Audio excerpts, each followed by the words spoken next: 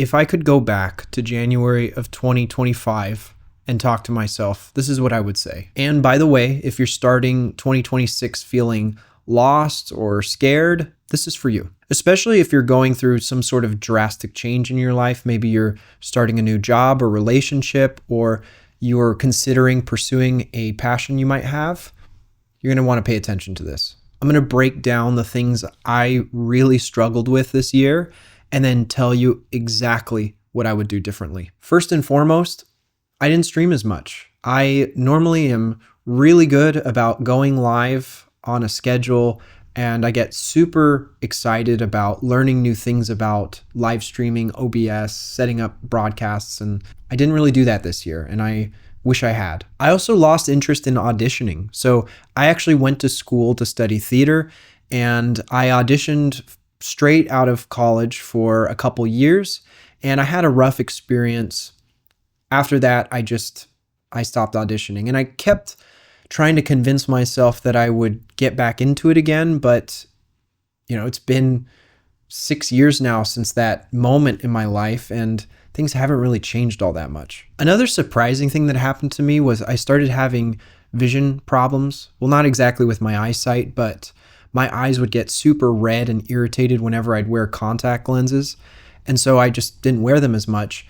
And I had no idea how much that would negatively affect my confidence and just my energy throughout the day. Because I didn't feel like, that sensation of you wear the right outfit or the right shoes. Well, I just didn't have that anymore because I always had my glasses on my face. The last thing, and probably the hardest hit for me, was reaching a crossroads in my life where I was not working or going to school for the first time. About 2 years ago, I lost my job as a parkour teacher due to a fire. And I had been working that job ever since college.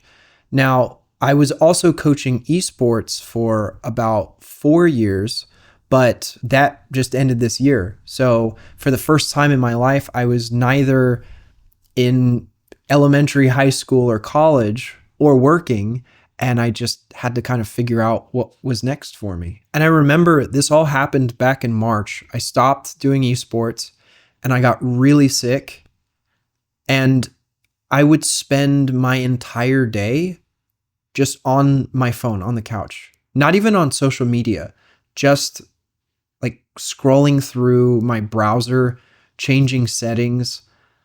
I didn't even have the TV on.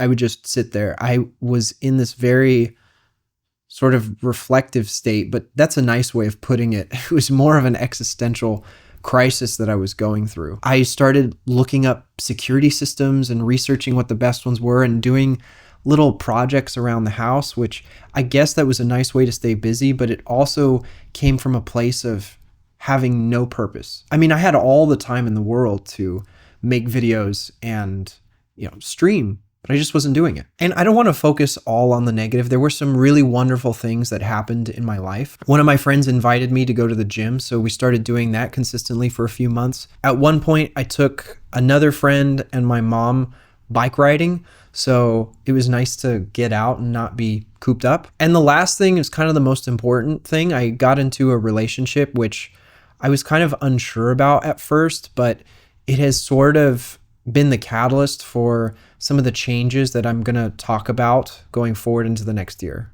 The first lesson I learned that I really want to share with you is I needed to reframe things. Just because something changed in my life or my interests doesn't mean that that was inherently a bad thing. I still love streaming. This year just wasn't the time for it, I guess. As far as acting goes, the industry itself is changing a lot due to new changes like AI and these sorts of things. So, for example, filmmakers are having to take on more social media focused projects as opposed to the traditional movies and television you would get in Hollywood. And so I'm just kind of realizing that I gravitate more towards making this sort of content. I still enjoy being on camera. And of course, if someone told me I was in a movie tomorrow, I'd be excited to act, but I don't know. I just really like this. I think really this year just came down to me needing a time to reflect. And there's no reason for me to beat myself up about that. The second thing I realized is we're not playing anyone else's game. There is no universal right or wrong path to take. It's up to you to decide. And I have a hard time with that because I've been in very structured environments throughout my entire life. So now having some sort of agency, especially after not working, I just don't know where to go. And so now I'm realizing that spending the time to actually figure out what matters to me is super important. And there's no reason to regret one way or the other. It simply is the path you chose. The third thing, and probably the most actionable thing in my own life, is I'm going to focus on making smaller goals, goals that are so small that I'm confident I can't screw them up. And even more importantly, I have to do them consistently. Even if I mess up in some way, shape, or form, as long as I do them every time, I know I'm making progress in the direction I want to go. Relinquish judgment. The next thing is prioritizing the singular sort of umbrella things that affect everything else. In my case, that would be my eyes, being able to wear contacts, because I had no idea that that would affect my mentality so much for everything else. Don't force anything. I'm going to just be specific about what I need in my life, express that authentically, and then be open to whatever happens. I've always felt the need to serve others, people please, and my needs came as secondary, and I wore that as a badge of honor. And because of this dynamic with my girlfriend and I, and how she encourages me to really explore the things that I care about, I'm starting to learn how to prioritize and communicate them, more importantly, because a lot of times I know how I feel, but I'm afraid to speak up about it.